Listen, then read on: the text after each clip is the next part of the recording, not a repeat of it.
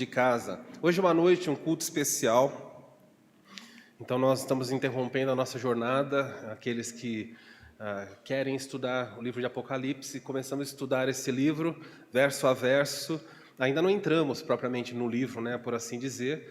Estamos lá, não sei quantos vão lembrar, estamos no ano 336 a.C., mas a gente vai chegar no ano 95 e a gente começa o livro ali. Mas até lá temos que dar esse panorama. Vão alguns domingos ainda, acredito, para que a gente possa nivelar todo mundo para saber o que está acontecendo. Mas nessa noite, o assunto não é nem escatologia, nem o livro de Apocalipse. Hoje nós queremos falar um pouquinho sobre as qualidades de um diácono. Como é que uma igreja deve entender o papel de um diácono? Isso é muito importante para nós. Eu já passei por outras igrejas, mas sei que talvez alguns de vocês passaram por igrejas também, alguns não, talvez seja a primeira igreja aqui, e não entendem corretamente o que é o diácono. Há muita confusão aí fora a respeito do que é isso. Então nós queremos tentar nessa noite apontar algumas qualidades que não é a nossa igreja que criou nem impôs, mas qualidades que o próprio Deus apresenta por meio da Escritura, tornando o papel do diácono muito importante. Com isso eu vou então entrar nesse texto. A Isa já leu o texto de 1 Timóteo, se você quiser deixar aberto na sua Bíblia aí, quiser acompanhar. 1 Timóteo, eu vou falar do versículo 8 ao versículo 13, eu acredito que eu não vou conseguir falar tudo, então eu vou tentar falar mais sucintamente aquilo que é necessário, embora esse trecho todo aqui precisaria de uns 4 domingos para nós conseguirmos cobrir todo esse assunto. Então, certamente ficará coisas para trás. Quando nós falamos o que é um diácono, para algumas pessoas, as pessoas logo pensam, pastor, diácono, eu sei o que é. O diácono é o garçom da ceia. Em algumas igrejas é assim que funciona. O diácono é aquela pessoa que vem de paletó, gravata, e sempre no dia de ceia é ele que passa servindo todo mundo. E esse é o papel do diácono. A igreja onde eu cresci em São Paulo, a Igreja Batista de Casa Verde, ali muito próximo da Igreja Batista Redenção em São Paulo, alguns achavam que o papel do diácono era ser o dedo duro do pastor. Então, o diácono era o dedo duro. Se o diácono visse alguma coisa, a pessoa fala, o diácono viu aí. Pronto, agora casa caiu, o diácono... E era complicado. Alguns tinham a função de diácono. Eu me lembro de um irmão, não vou citar nome, mas era... Hoje eu olho para trás e falo, como é que ele conseguia fazer isso? Era diácono da igreja e ele ficava na porta, recebendo as pessoas, saudando, os irmãos estavam chegando. E quando o culto começava, ele sentava dentro do carro para ouvir o jogo do Corinthians. Então, o culto acontecendo, ele ficava lá fora. Se alguém chegasse, ele saía do carro para saudar. Mas entrou, ele voltava e ouvia o jogo do Corinthians. E quando terminava, os jovens, adolescentes, iam nele, e aí, ganhou? Ele sabia tudo. Nossa, roubaram, não sei o quê. De vez em quando, intervalo do jogo, tal, ele desligava, ia na porta, ficava na introdução, dava uma olhada para ver se ninguém estava fugindo, nenhum adolescente, voltava para o carro, estava o jogo do Corinthians. Hoje eu olho para trás e falo, puxa, como é que ele conseguia fazer esse tipo de coisa? Não é esse o papel do diácono. O diácono não é o introdutor que fica ali, embora o diácono receba pessoas. Então, o que é, afinal de contas, um diácono? Quando nós olhamos para a Escritura, a Bíblia vai apresentar algumas qualidades, e essas qualidades são qualidades elevadas, bastante elevadas, até assustadoras do ponto de vista do que Deus pede. Por isso, menos temos encontrado diáconos ou pessoas que podem assumir a função diaconal. Precisamos orar para que Deus levante pessoas, porque Ele quer assim. O diácono nem o pastor não são pessoas perfeitas, não existe esse padrão. O padrão de Deus é perfeito, mas o que Deus requer dos seus filhos que estão nessa função é que eles tenham essas qualidades que vamos mencionar e lutem para mantê-las, se esforcem, porque não é só ter. O mais difícil do que ter é manter essas qualidades, porque é possível que alguém tenha e perca ao longo da sua vida. E quando isso acontece, tanto o pastor como o diácono devem pedir demissão da função. Então, o diácono, como eu falei, é uma imposição vitalícia, assim como o pastor. Ele pode ser um diácono ou um pastor em exercício ou não, mas pode acontecer na vida de alguém durante a sua jornada ministerial. de perder a qualificação naquele momento por razões que dependem dele, às vezes algumas que não dependem dele, então ele deve se afastar. Se for razões pessoais dele, então ele deve com Deus se acertar, e quando aqueles problemas forem sanados, ele volta para a função. Se forem problemas relacionados às vezes à sua família, que independe dele, é a mesma coisa, ele pode se afastar, ele deve se afastar, resolver o problema, então ele volta. Então é muito complexo. Eu costumo dizer para as minhas filhas, eu sou pastor, porque Deus assim quis, e eu também almejava isso, mas eu posso perder a função pastoral se uma das minhas filhas começar a ter práticas que são contrárias ao que Deus requer. Eu posso perder a função pastoral nessa igreja se a minha esposa adotar comportamentos que são contrários à Escritura. Então, é complicado. Vamos ver, então, quais são as qualidades para que possamos entender corretamente o texto dessa noite. 1 Timóteo, capítulo 3, versículo 8 em diante, nós vamos falar sobre algumas qualidades. Diz assim o verso 8. Semelhantemente, e quando um texto começa assim, você já deve perguntar, semelhantemente ao quê? Se você falar semelhante, tem que ser semelhante a alguma coisa. Ele vai introduzir o assunto dizendo que o que ele vai falar do diácono, porque do 1 ao 7 ele fala do pastor, do bispo. É a mesma coisa, bispo, pastor, ancião, é a mesma coisa. Mas quando ele vai falar do diácono, ele fala o diácono também semelhantemente deve. Então ele vai equiparar o que ele vai pedir para o diácono ao que ele pediu para o pastor. De modo que o diácono vai ter as mesmas obrigações morais do pastor. Ele não é pedido nada menos o diácono do que é pedido do pastor. Então, moralmente, os aspectos são idênticos. O que é diferente entre o diácono e o pastor? Existem aspectos funcionais que são diferentes. Por exemplo, o pastor, no verso 2, diz que o pastor tem que ser apto a ensinar. O diácono não. A Bíblia não pede que o diácono seja apto a ensinar. Há diáconos que ensinam, mas há diáconos que não ensinam. E são homens de Deus. Deus não requer do diácono que ele seja apto àquilo. Mas o pastor não pode falar, eu sou pastor, mas não quero ensinar. Isso não funciona desse jeito. Então, o pastor precisa ser apto a ensinar. Então, veja, eu poderia abordar outras coisas aqui, mas moralmente os mesmos níveis de cobrança, funcionalmente diferenças, e assim no texto vai apresentar. Mas quando ele fala semelhantemente, nós vamos observar isso em relação ao diácono e o pastor, esse paralelo. Mas antes de entendermos isso, existe o conceito na Bíblia chamado de diaconia. E existe o conceito bíblico do diaconato. São duas coisas. A diaconia, a palavra relacionada a servir, é uma palavra que foi aplicada no seu início ali em Atos capítulo 6, quando na igreja teve um problema. E o problema, resumidamente, era que na distribuição dos recursos da assistência social da igreja, da distribuição de cesta básica, por assim dizer, as viúvas dos judeus de fala hebraica estavam sendo privilegiadas. Primeiro, ofertava-se para elas, suprir as necessidades dessas viúvas. As viúvas que eram de fala grega receberiam se sobrasse. Então, esse tipo de comportamento gerou confusão logo na igreja. Eles procuraram os apóstolos e falaram, desse jeito não dá. E os apóstolos disseram, não é certo que a gente pare de pregar a palavra, abandone o ministério da oração para servir as mesas. Não é que é menos importante. Ele falou, não é certo que a gente abandone essa função em detrimento dessa, porque existem pessoas que podem fazer isso. Então, é pedido, escolham 7 homens cheios do Espírito Santo, cheios de sabedoria, com um elevado caráter, elevado conhecimento.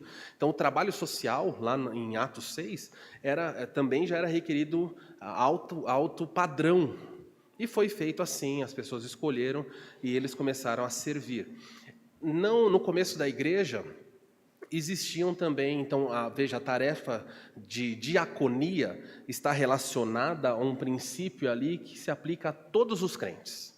Todo crente deve servir, não é uma função que é dada para um e para outro, não. Todo mundo tem uma tarefa, todo mundo diaconiza. Por isso, a confusão em algumas igrejas que dizem, nós temos aqui na nossa igreja, nós temos diáconos e diaconisas. Quando você vê em uma igreja que tem diáconos, homens, e você tem diaconisas, é porque eles não fazem essa distinção aqui, ó, que existe na Bíblia. Eles então esquecem isso e ficam só com aquela palavra. E aí começam então a ter na igreja as diaconisas. Em Romanos, eu vou usar o texto ali só rapidamente para passar. Quando eu falo de diaconia, está relacionado ao serviço livre, o serviço que não era feito por um escravo, o serviço voluntário. 2 textos vêm rapidamente à mente, não precisa abrir, se você depois quiser, fique à vontade. Lucas 10, 40, é o texto em que Jesus está na casa de Lázaro, e lá está Marta e Maria. E você vê Maria sentada aos pés de Jesus e Marta correndo na casa para fazer as coisas. E o texto fala: Marta, Marta, andas ocupada com muitos serviços, Jesus fala para ela. E essa palavra serviço você anda ocupado com muita diaconia. Em vez de você sentar aqui, eu vou ficar só um tempo e depois vou sair. Em vez de você estar conosco, você está preocupada com o servir. Então, é isso daqui. Marta não estava recebendo para fazer aquilo. E ela não era obrigada como escrava. Então, diaconia é o serviço livre.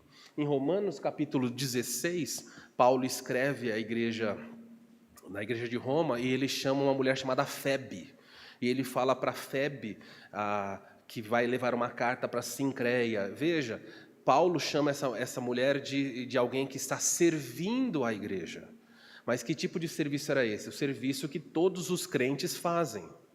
Então, se uma pessoa repõe os copos ali, arruma cadeiras, dobra boletim, qualquer coisa que ela faz na igreja, isso chama-se diaconia. E todos os crentes, sem exceção alguma, precisam cumprir a diaconia. Porém, anos depois do que aconteceu em Atos 6, há uma evolução. Os anos passam e nós vamos chegar em outras igrejas, por exemplo, a igreja de Filipos, Atos 6, em Jerusalém. Quando a primeira igreja da Europa é fundada lá em Filipos, na casa de Lídia, nós então vamos ter um avanço do termo diácono, da diaconia, passa a existir o diaconato. Isso daqui, o que é o diaconato? O diaconato não é para todos, é para alguns crentes. E, neste caso específico, por exemplo, aqui está relacionado a uma função de liderança. Diaconia, o trabalho que todo crente faz. Diaconato, o trabalho de um líder. Em Filipenses capítulo 1, Paulo escreve à igreja de Filipe e diz assim: Paulo aos irmãos que estão em Filipos. Quando ele fala isso, ele fala: olha, estou saudando toda a igreja em Filipos. Logo depois ele fala assim: e aos bispos e diáconos que estão aí também. Então ele fala assim: estou saudando a igreja, que era o grupo todo. Depois estou saudando aos bispos, os pastores, e os diáconos. Paulo colocou os diáconos e os pastores agora separados da igreja, dizendo que anos depois, na igreja de Filipos, já existia a função de liderança diaconal. E neste caso aqui, o diaconato é uma função, como o texto aqui que nós lemos nessa noite, que a Isa leu agora há pouco, que é uma função exercida exclusivamente, uma liderança masculina, era para homens. Você não encontra a função do diaconato, o líder da igreja, sendo uma mulher. E se você entender a distinção entre esses dois, vai pacificar no seu coração um monte de coisa. Todas as irmãs aqui são diaconisas. Todos os irmãos aqui diaconizam, homens e mulheres, todos nós. Mas o diaconato, alguns vão exercer. Para exercer isso, basta ser crente. Para exercer o diaconato, precisa cumprir os critérios que ele estabeleceu aqui, ok? Então, dito isso, vamos entender que hoje o que vai acontecer com o Marcelo é que o Marcelo está saindo daquela função que todos continuamos fazendo, mas ele está, além de fazer a diaconia, ele vai assumir o diaconato, ok? Por exemplo, várias irmãs aqui pastoreiam seus filhos, não quer dizer que você é um pastor. Vários pais aqui pastoreiam, cuidam da sua casa, guiando a casa, fazendo uma função de pastor, mas não são pastor no sentido técnico. É simples assim. Vários de vocês ensinam em casa, mas vocês não, porque vocês ensinam, vocês não são necessariamente mestres. Vocês não são pessoas que foram dotadas por Deus na área acadêmica, na área do conhecimento. É fácil, não é difícil de entender. Então, olha para a sua Bíblia, vamos ver aí os critérios para a vida do Marcelo. É difícil. Hoje a pregação é para o Marcelo. Então é bom ele sentou ali que eu não fico olhando para ele. Mas, Marcelo, não é indireta, não, é direta. Tudo que eu vou pregar aqui é para o Marcelo, mas, para aliviar o coração dele ali que ele está preocupado, o pastor da igreja o pastor da igreja é requerido dele que ele adote um padrão de vida para que ele seja exemplo para o rebanho, para que o rebanho de Cristo reproduza esse padrão. Então, quando ele fala semelhantemente os diáconos, significa o quê? Que tanto eu, como o Marcelo, que vai assumir a função diaconal, precisa ter um padrão de vida para que toda a igreja copie. Então, os critérios que eu vou falar aqui é para o diaconato. Mas os outros crentes têm que buscar esse critério? Tem, porque todo mundo tem que copiar o padrão. É isso que vai falar, então não tem como escapar. Não fica olhando, Marcelo, agora eu quero ver o Marcelo.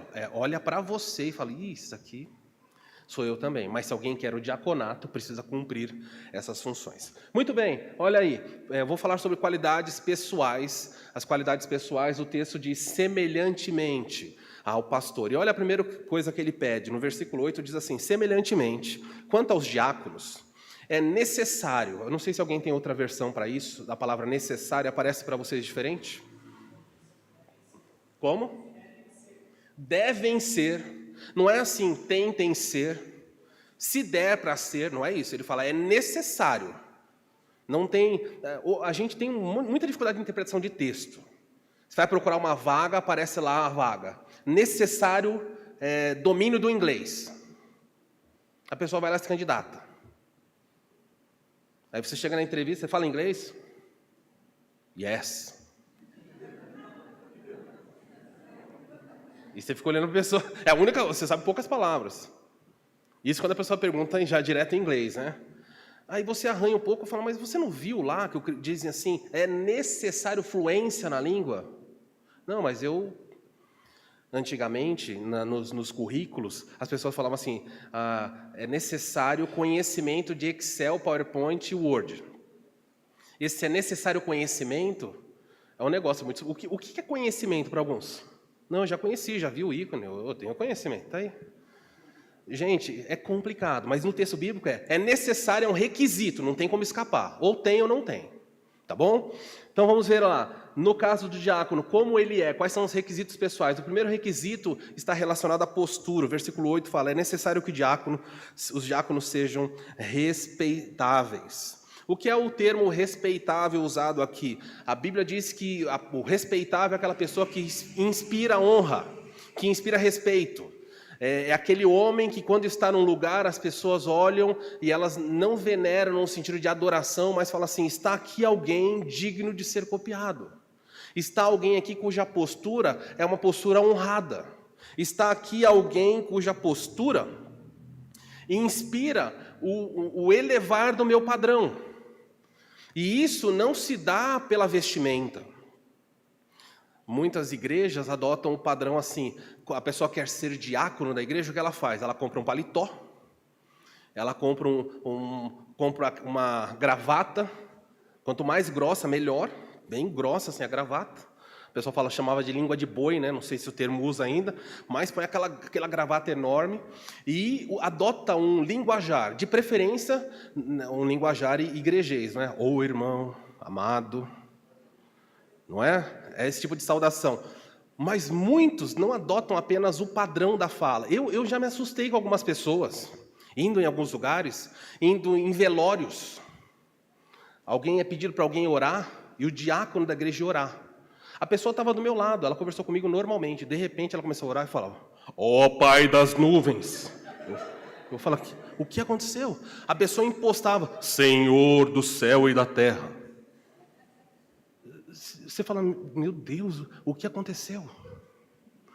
E a pessoa seguia na oração com uma impostação de voz que não era dela. Quando ela terminava a oração, aquilo sumia. O que é isso? Isso é um padrão teatral que as pessoas querem adotar para influenciar, para demonstrar poder. Você vai em algumas igrejas, as pessoas falam assim, olha, esse pastor ora com poder. O que você entende com esse pastor ora com poder? Ele ora baixo? Ele grita. Quanto mais ele gritar, E se ele pôr a mão na cabeça e chacoalhar você, é mais poderoso ainda a oração. Então, os conceitos humanos que as pessoas usam para influenciar o diácono, não. O diácono, biblicamente, ele tem que ser uma pessoa respeitável pelo que ele é. Não pela roupa, não pelo estilo de vida, não pela impostação de voz. O respeito dele vem da humildade, como ele trata as pessoas. O diácono é alguém que serve. O texto dessa noite não permite eu ir para outro texto em Mateus, onde Jesus vai falar um pouquinho sobre isso, e os discípulos estão brigando a respeito de quem vai ser mais importante. Jesus fala, o mais importante é aquele que serve.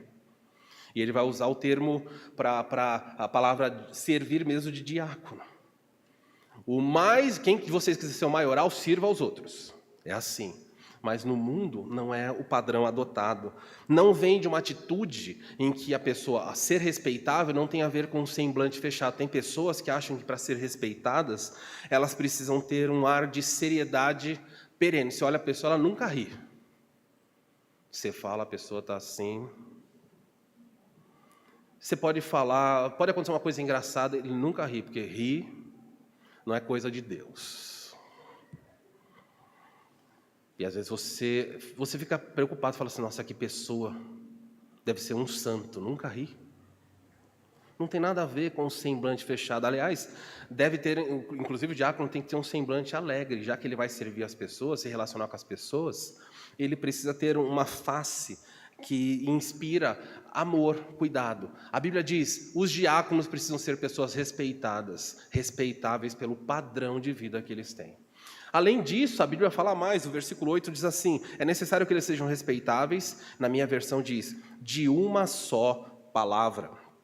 E então, a primeira qualidade pessoal é a postura que ele adota, uma postura respeitável, ele também tem que ser uma pessoa de uma palavra. Quando você ouve a expressão, o diácono tem que ser alguém de uma só palavra, na sua mente já surge uma ideia, imediatamente. E eu sei que é uma ideia correta, mas não é a ideia desse texto.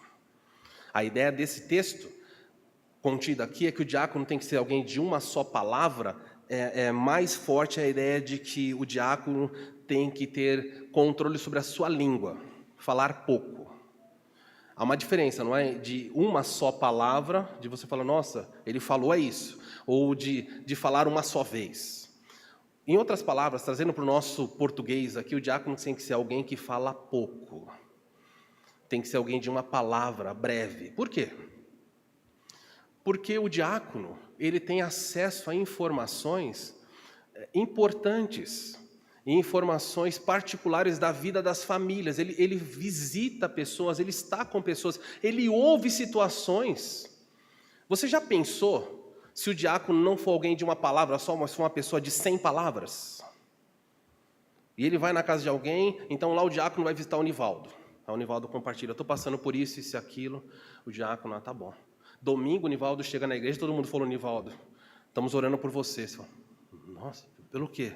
Não, estamos orando. Aí começa a escrever, mandar e-mail para o Nivaldo, todo mundo, estamos orando pelo problema que você está passando.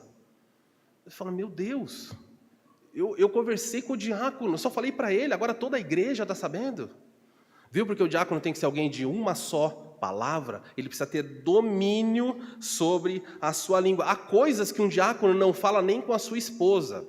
As esposas aqui, nós temos o diácono Carlos Guandalini ali, há coisas que o Carlos não pode falar para a sua esposa, porque ele vai ouvir de irmãos, ele precisa guardar aquilo. Há coisas que eu não posso e não falo para minha esposa.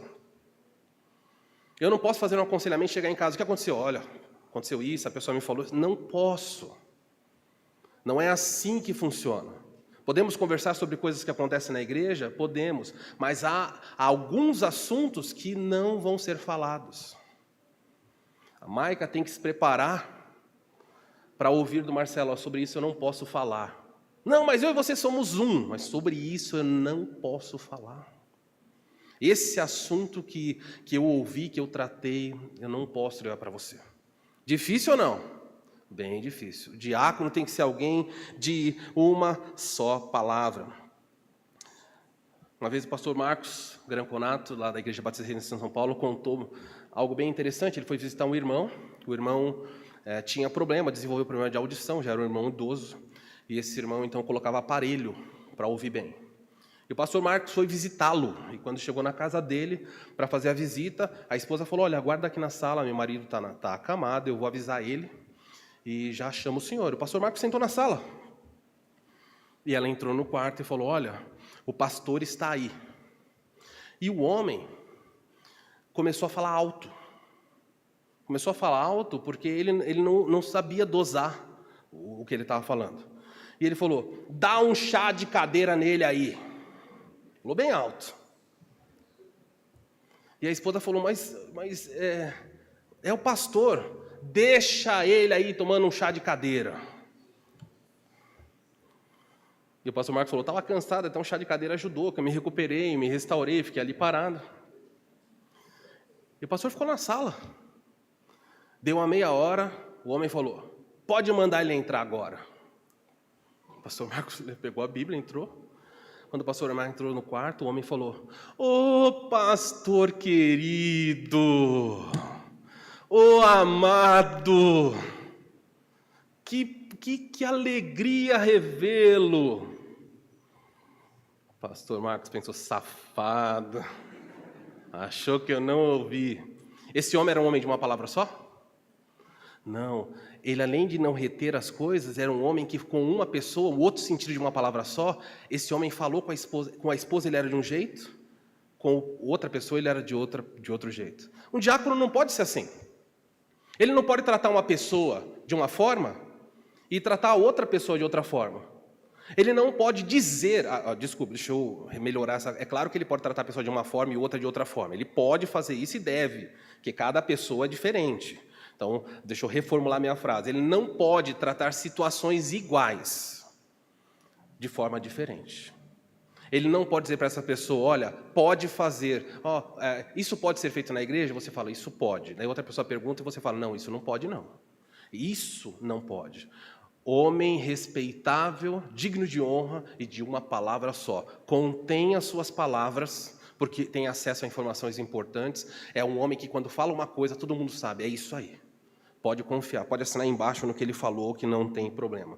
O diácono, em outras palavras, tem que ser alguém autêntico. Outro aspecto da vida do diácono está relacionado à sua praxe, às suas ações. O texto diz assim: o diácono tem que ser um homem de uma só palavra, não inclinado a muito vinho. Eu sei também que quando você lê isso, imediatamente na sua mente vem exatamente o que está escrito aí. O diácono não pode ser inclinado a muito vinho. Então, de vez em quando, o diácono pode beber um pouco, tal. A Bíblia não é contra a bebida. Ela é contra a embriaguez. A Bíblia condena a embriaguez. O texto fala, a Bíblia fala que Jesus comia e bebia com pecadores, mas ele não comia e bebia como pecadores. Há uma diferença muito grande. Ele multiplicou, ele transformou água e vinho, e o mestre da cerimônia falou: nossa, o vinho que ele transformou é bom, hein? Então não foi suco de uva que ele fez, foi maguari, ele fez vinho mesmo. A pessoa ficou impressionada com aquilo. Mas eu imagino que quando Jesus fez isso com o vinho, naquele casamento pessoas se embriagaram. A culpa é de Jesus que fez o vinho bom? Não. As pessoas são responsáveis pelo uso que ela faz das coisas boas que Deus traz. Mas quando ele fala que o diácono não deve ser dado a muito vinho, o vinho naquela época, no primeiro século, estava relacionado à alegria. Então, a trazer alívio, a deixar a pessoa mais relaxada, fazia parte do cotidiano das pessoas. Inclusive, por não ter água tratada naquela época, era comum que mesmo pessoas mais piedosas colocassem vinho na água, até de modo a esterilizá-la um pouco. Até mesmo bebês tomavam água que tinha algum tipo de teor de álcool para tentar diminuir qualquer tipo de contaminação. Mas o texto usado, o tema, a palavra que diz aqui, relacionada não inclinada a muito vinho, é uma palavra de uso náutico. Era usada para navios. Olha a diferença. O navio, quando ele saía, o navio precisava virar. Quem já andou em navios grandes, o navio vai em uma direção, ele se inclina.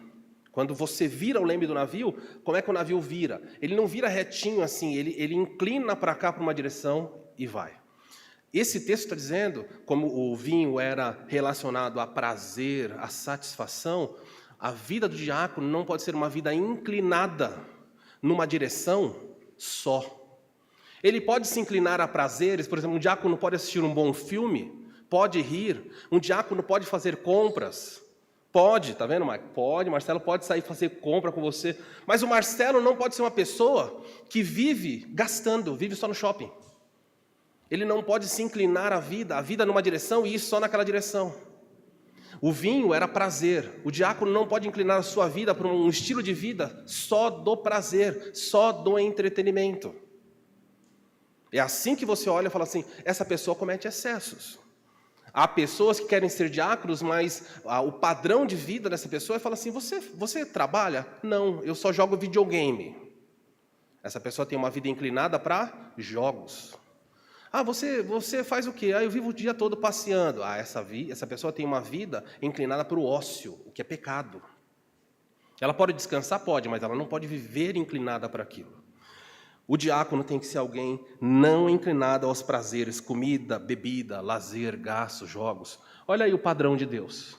Outra coisa, o diácono também não pode, semelhantemente aos pastores, o diácono tem que ter propósitos elevados. Quando nós falamos de propósito, a Bíblia diz assim, ele não pode ser dado a muito vinho e não pode ser cobiçoso e de sórdida ganância. O diácono, em outras palavras, não pode ser alguém sedento por lucro. Porque o diácono não pode ser alguém que busca o diaconato, não pode ser uma pessoa que tem uma inclinação gananciosa. Por quê? Porque se o diácono desenvolve no coração uma sede frenética por ganho, por dinheiro, atenção aqui, não é que o diácono não pode melhorar de vida, não pode ganhar dinheiro, mas a Bíblia fala que ele não pode ser cobiçoso e não pode desenvolver uma sórdida, uma perversa ganância. Porque no tempo bíblico, e ainda assim continua hoje, o diácono é alguém que muitas vezes lida, trata, mexe com recursos de outras pessoas. O diácono não pode ser alguém desonesto. Se o Marcelo montasse um posto de gasolina, por exemplo, ele não podia batizar a gasolina para falar, não, eu vou diluir aqui essa gasolina para que eu tenha mais lucro. O Marcelo, se ele for vender um carro, ele não pode maquiar o seu carro. Nenhum crente pode, hein? Não é que o diácono não pode, nenhum. Mas se você entender o padrão do diácono, ele não pode disfarçar as coisas para falar, nossa, esse carro aqui, o motor está quase fundindo, mas eu vou empurrar esse carro de qualquer jeito para a pessoa ir embora. Vou dar uma tapeada aqui. Tem crente que faz isso? Não precisa pensar em ninguém, só... Tem crente que dá uma maquiada no carro, esconde os defeitos de uma casa para vender, dá um jeitinho aí de, no final das contas, sair lucrando por cima. O diácono não pode ser assim. Por quê? Porque na igreja, lá no passado, o diácono muitas vezes era aquela pessoa que, depois de ser levantado um recurso de uma igreja para ajudar alguém, era o diácono que levava. O que seria dos recursos de uma igreja se um diácono for ganancioso? Olha para a história de Judas. O que Judas era no grupo de Jesus? Ele era o tesoureiro. O ladrão, nada a ver com tesoureiro e ladrão, mas ele era no grupo, ele cuidava do dinheiro. Jesus estabeleceu, você vai cuidar do dinheiro. E ele sabia que Judas punha a mão, de tudo que Jesus recebia, ele recebia muita oferta, Judas pegava a parte. Então, talvez a melhor pessoa para cuidar do dinheiro no grupo de Jesus seria Mateus, que era coletor de impostos. Mas Jesus falou, não. Deixa com Judas. Jesus sabe a sedução que o dinheiro faz. Ele sabe que não são todas as pessoas que conseguem lidar corretamente com grandes volumes. O diácono pode fazer uma leitura assim, tá bom? De repente alguém procura, no nosso caso aqui, o Marcelo já é o tesoureiro da igreja. E no caso de São Paulo também, o diácono Carlos também é o tesoureiro da igreja. Então serve para os dois, pronto, já fica assim. Alguém faz uma oferta muito grande, procura o Marcelo, procura o diácono Carlos e fala assim, essa oferta, 100 mil reais que eu estou doando aqui para a igreja, é para ajudar os pobres. Entendeu? Quem? Ele fala, não, isso é com você, é para ajudar os pobres. Olha como funciona um diácono ganancioso e distorce da ganância. Ele fica olhando para o dinheiro, depois a pessoa vai embora e ele fala assim, bem, tecnicamente eu não sou rico. O homem disse que esse dinheiro é para ajudar os pobres. Eu sou pobre. Pode ser feita uma leitura assim e falar, olha, assim, rico é o Silvio Santos. Eu não sou como ele. Eu também sou pobre. Então, esse dinheiro que entrou é uma dádiva de Deus para me ajudar. Viu qual é o problema de um diácono ser alguém de sórdida ganância? Não pode ser, ele tem que ter padrões elevados, postura elevada, respeitável, palavra respeitável, uma só palavra, não espalhar coisas, não ser falta de autenticidade. Ele tem que ter uma prática coerente, não sendo inclinado para vícios, para hábitos pecaminosos, e ele tem que ter propósitos que são elevados. Ele não pode viver maquiando, ele não pode viver roubando, ele não pode tirar proveito em favor de lucro. Está aqui, os quesitos necessários, padrões pessoais. Olha o versículo 9. O versículo 9 vai falar sobre critérios que são qualidades agora ministeriais. Então, relacionado à vida do Marcelo, ele tem que ter aqueles 4 aspectos que nós vimos ali. Em relação à função que um diácono exerce, o versículo 9 fala assim que o diácono precisa conservando o mistério da fé com consciência limpa. Quando ele fala isso, mais 2 palavras vão aparecer no termo, que são termos gregos. O diácono precisa ter uma ortodoxia, e o diácono precisa ter, deixa eu voltar aqui, eu vou citar outra palavra, a ideia de ortodoxia e também ortopraxia. Então, o que é orto? Ortos, na língua grega, é a palavra reta. E a palavra idoxia usada é uma reta fé, um reto ensino. Isso é muito importante saber. Todos nós, vocês já ouviram quando as crianças têm problema? Hoje eu não vi mais ninguém usando isso, mas no passado era muito comum as crianças usarem uma bota chamada orto. Eu não sei se isso existe ainda. O que é uma bota ortopédica? Ah, pastor, orto é reto e pédica é pé, não é? Então é para deixar o pé reto. Não. Paidia, a palavra grega paidia é criança. Então, a ortopedia é a ciência que endireita a criança. Sei que fica estranho falar isso, não é? É um médico que faz a criança ficar reta. Esse é o ortopedia, tá bom? Quando nós falamos sobre ortodoxia, o diácono precisa ser alguém de ensino reto. O diácono não pode ser alguém heterodoxo, um ensino diferente. Diferente com o quê? Olha o que a Bíblia vai mencionar. O texto de Timóteo diz: ele tem que conservar o mistério da fé. Cuidado com as palavras bíblicas, quando você ouve a palavra mistério, a pessoa pensa assim, quando o Marcelo for ordenado, então o pastor agora vai contar para ele os mistérios da igreja, vai revelar os segredos, os mistérios da fé. Não tem nada disso.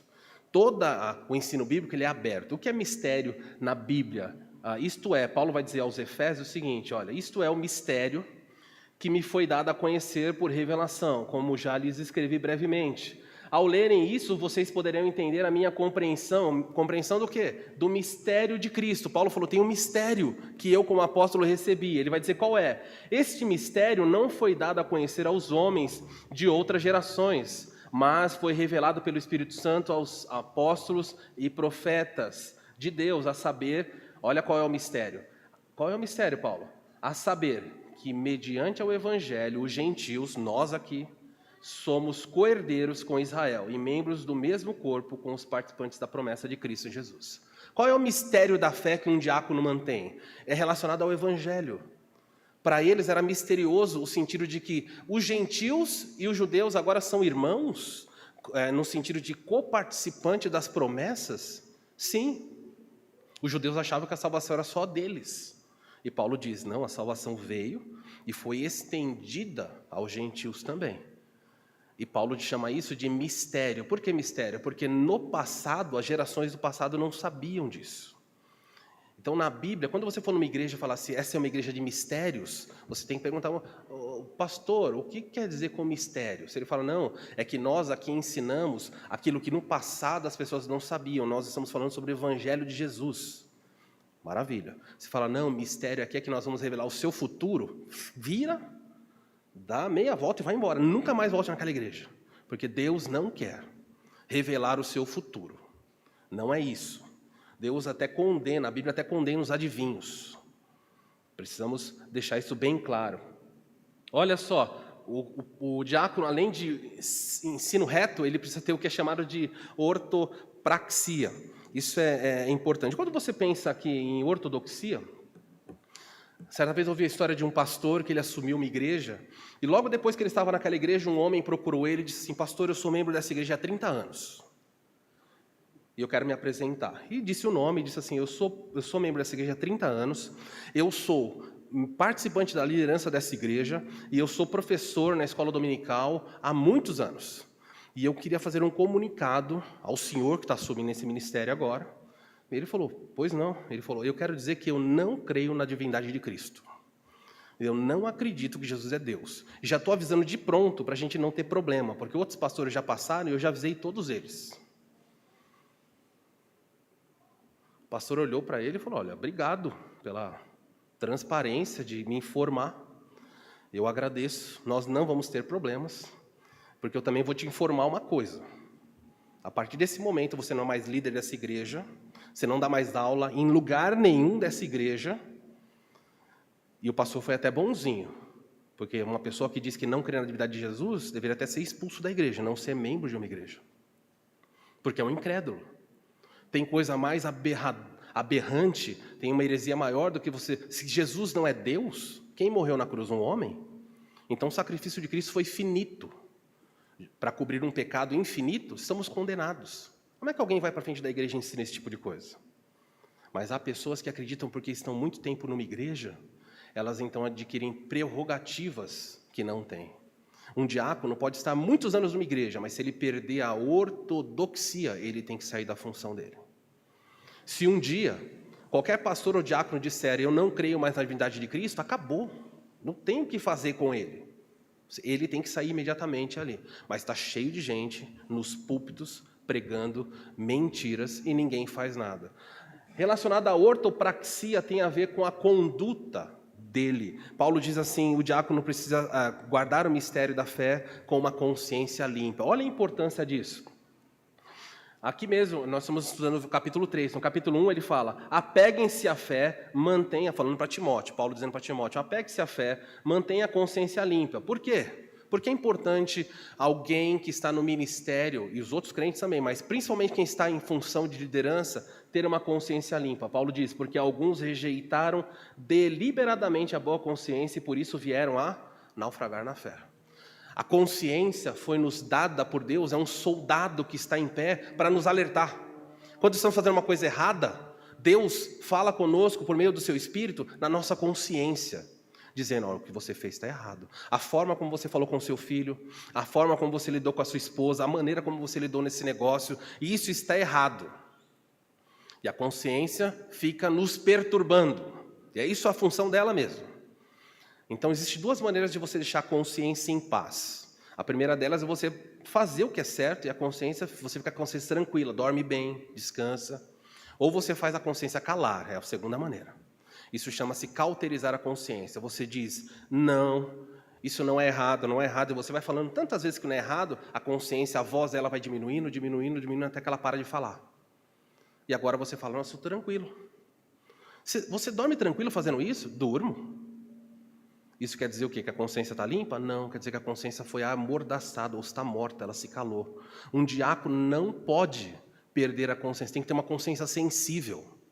O diácono tem que estar sempre pronto a voltar e falar: nossa, me perdoe, isso está errada. E eu poderia falar muito aqui sobre a ortopraxia. Tem mais um texto aqui ainda, 2 Timóteo, capítulo 1:3, diz: dou graças a Deus, a quem desde os meus antepassados sirvo. Olha o que Paulo fala: com consciência pura. Paulo, quando ele tinha consciência pura, inclusive quando ele perseguiu a igreja, ele falou: fiz isso para agradar a Deus, eu não fiz isso porque eu odiava as pessoas, eu fiz achando que estava fazendo o que era certo. O diácono precisa ser assim. Versículo 10 diz assim, também, diz 1 Timóteo, também sejam primeiramente os diáconos experimentados. Os diáconos precisam ser experimentados. Por quê? Quando nós olhamos, eu não sei se o texto está aqui, também sejam esses primeiramente experimentados, O termo aqui, experimentados, o diácono tem que ser experimentado, não é sentir o sabor dele, não. Também não é testar o conhecimento dele. Vamos aplicar uma prova para o diácono, se ele fizer responder todas as perguntas com grande grau de acerto, então vamos aprovar como diácono. Não, experimentar um diácono, o verbo aqui usado é um verbo que tem a ver como testar metal. Quando alguém queria testar metal, o metal era experimentado. Quem já foi em algum lugar para testar uma aliança, num ourives, alguma coisa, se você tem dúvida se a aliança que você usa é de ouro ou não, você leva e ele testa. Ele põe um produto lá e, se eu não me engano, o produto fica verde. Ele fala, isso é ouro sim. Se você tem dúvida, é a maneira de você testar. Existem outras, mas existem formas de testar. Então, como é que nós sabemos, por exemplo, que o irmão Marcelo é alguém de ouro ou é lata pintada? Como nós podemos saber isso? A Bíblia fala que ele precisa ser experimentado. Experimentar precisa de tempo. O tempo nos mostra. Não é alguém de momento, é alguém que perdura numa prática há muitos anos. Marcelo está conosco, foi batizado em 2013, se não me falha a memória, aqui naquela academia lá em cima, Netúnia. Marcelo, em 2013, ele chegou na igreja por volta de 2011. Há muitos anos está conosco, já deu mostras do seu caráter, a ponto de que na eleição que nós temos aqui, toda a igreja unanimemente diz, nós concordamos que ele seja diácono dessa igreja. Um diácono precisa ser experimentado. O pastor Marcos, certa vez, falou que ia viajar para a Europa com um grupo de amigos e, por alguma razão, ele perdeu a aliança dele. E virou a casa do avesso, mas não achou mais a sua aliança. E a Simone disse para ele, olha, você não vai viajar para a Europa sem aliança. Não, imagina. Você vai ficar todo esse tempo na Europa sem aliança, não pega bem. Então, se você vai para a Europa, você tem que comprar aliança. E ele saiu, então, para comprar aliança e foi numa joalheria. Quando ele viu o preço da aliança era o preço da viagem. E ele falou, mas não dá para comprar aliança e viajar. Não sei. Sem aliança não dá para viajar também. O pastor Marcos contou que ele foi numa bijuteria, uma loja de bijuteria. E ele chegou lá, tinha uma aliança grandona, linda. Ele olhou e falou, nossa. E ele perguntou, quanto custa essa aliança? Uma aliança bem grossa. Quanto custa? A pessoa falou, R$1. Ele falou, dá duas. Antes que a pessoa mudasse, pegou as duas, já levou uma no bolso, pôs a outra no dedo. Chegou em casa com a aliança para Simone, largou na aliança. Viajou para a Europa. Depois de um tempo, a aliança começou a se desfazer. Se desintegrar. R$1, meus irmãos. Você queria o quê também? Ele falou, eu estava com medo dela prender no meu dedo e não sair. Ia gangrenar o dedo. R$1. A Bíblia diz que o diácono não pode ser alguém assim. O diácono não pode ser latão pintado. Ele precisa ser ouro. Ele precisa ser um metal precioso. E isso, ele é experimentado por meio do convívio da igreja. E ao longo desses tantos anos aqui em que o Marcelo está conosco, quase 11 anos, ele foi diversas vezes experimentado. Um diácono não pode ser alguém com falsidade. Estamos terminando aqui, eu não vou conseguir até o versículo 13 que eu queria. Vocês já viram isso e eu estou passando bem rapidamente por eles. Outro aspecto aqui, quando nós falamos, tem a ver com as qualidades da família de um diácono. E para não ser injusto e só falar do diácono, temos que falar da Maica também. Então, só que a Maica não tem o tempo para explorar os versos, estão aqui para falar do Nicolas, falar da Nicole e da Manu. Então tem que ser outro dia. Todo mundo que está aqui tem que voltar um outro dia para a gente falar dos padrões familiares, o que Deus espera. Mas eu vou ler de qualquer maneira aqui, sem poder explicar. O texto fala assim, se os diáconos, verso 10, depois de serem experimentados, se mostrarem-se irrepreensíveis, então que assumam o diaconato. Ser irrepreensível aqui é diferente da primeira, quando ele fala ser respeitável. Ser irrepreensível, em outras palavras aqui, é ser alguém que não é acusado, que não vive sendo arrastado para o tribunal. O diácono não é alguém desonesto, que toda hora está tendo problema com a justiça. Um diácono pode ter problema com a justiça, desde que esse problema com a justiça for um problema por fidelidade, por integridade. O Marcelo não pode ser processado porque a pessoa falou, roubou, matou, cometeu um crime. Isso não pode, nenhum diácono, nenhum pastor pode ter esse padrão de vida. Ou seja, resumindo aqui, porque o tempo não me permite, o diácono não pode ser alguém que aplica golpes na sociedade, não pode ser um caloteiro. Olha o que tem de gente em liderança da igreja que é caloteiro, muitos são. Há pastores que alugam prédios de igreja e colocam no nome de membros da igreja e depois não paga. E o irmão fala, mas pastor, ele fala, irmão, pela fé. A pessoa fala, mas pastor, vai tirar meus bens. Ele fala, o problema é seu, Senhor, vamos orar a Deus. No nosso caso, o fiador é o próprio diácono, então está tranquilo se a gente não pagar, o diácono dá provisão para isso. Mas, queridos, um diácono tem que ter um padrão de integridade elevado, não pode ser diferente. Para terminarmos, verso 11, da mesma maneira, quanto as mulheres não são diaconisas, mas quanto a esposa do diácono, é necessário que elas sejam respeitáveis. Já falamos dos diáconos, a mesma coisa. A esposa do diácono precisa ser alguém que inspira respeito. Na forma de falar, na postura. Não pode ser uma mulher, uma esposa de pastor, uma mulher de diácono, não pode ser uma mulher que se veste de forma inconveniente. Que quando chega num lugar, todo mundo fica constrangido, fala, nossa, olha a roupa da pessoa, olha a roupa dessa irmã. Não pode, a esposa do diácono, nenhuma irmã pode, mas se vocês estão falando, entenderam o que eu falei aqui? O padrão bíblico para elas é esse. Ela não pode escandalizar. Ela não pode chegar num lugar e ter um linguajar que as pessoas olham e falam, meu Deus, é essa daí, a esposa do pastor? É esse linguajar? Não pode. Elevado. A próxima palavra diz assim, é necessário que as mulheres sejam respeitáveis e não maldizentes. Alguém tem uma palavra diferente para maldizente? Não faladeira. Não caluniadoras. Não caluniadoras. Nenhuma Bíblia traduziu com a força com que o apóstolo Paulo escreveu aqui. A palavra grega que ele usou aqui é diabolos. É isso que está escrito no grego. A mulher do diácono, assim como a mulher do pastor, não pode ser diabólica. Já pensou a Bíblia traduzir assim? Assustar, não é? O que é diabolos? O que a palavra diabo na Bíblia significa? A versão do Nivaldo trouxe a ideia do não caluniadora, porque o diabo é isso, o diabo é o caluniador. Em Apocalipse 12 fala que ele acusa, o diabo é o acusador.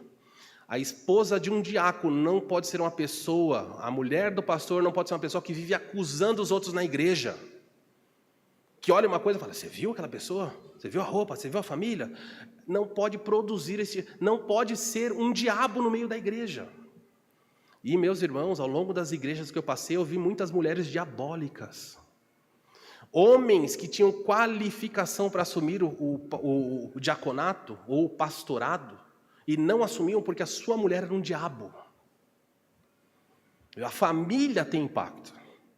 Já vi também mulheres de excelente padrão, mas o marido era um problema.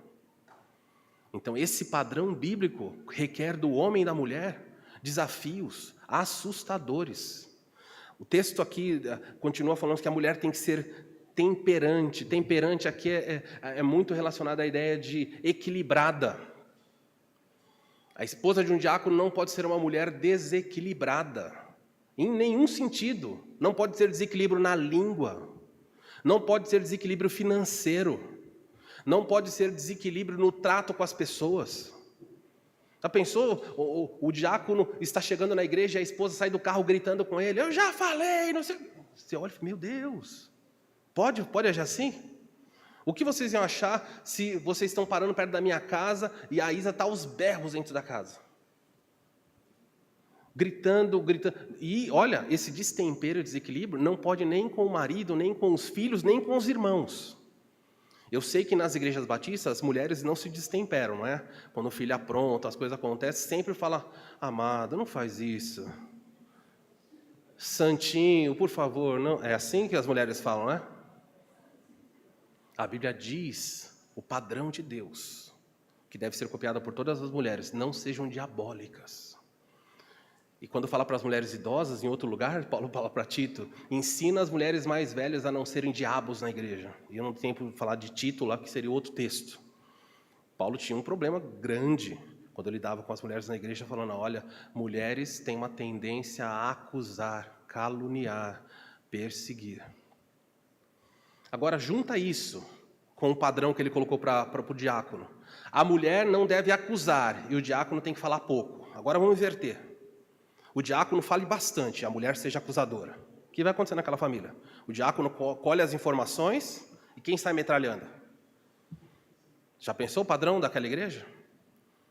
Esse é o padrão de Deus.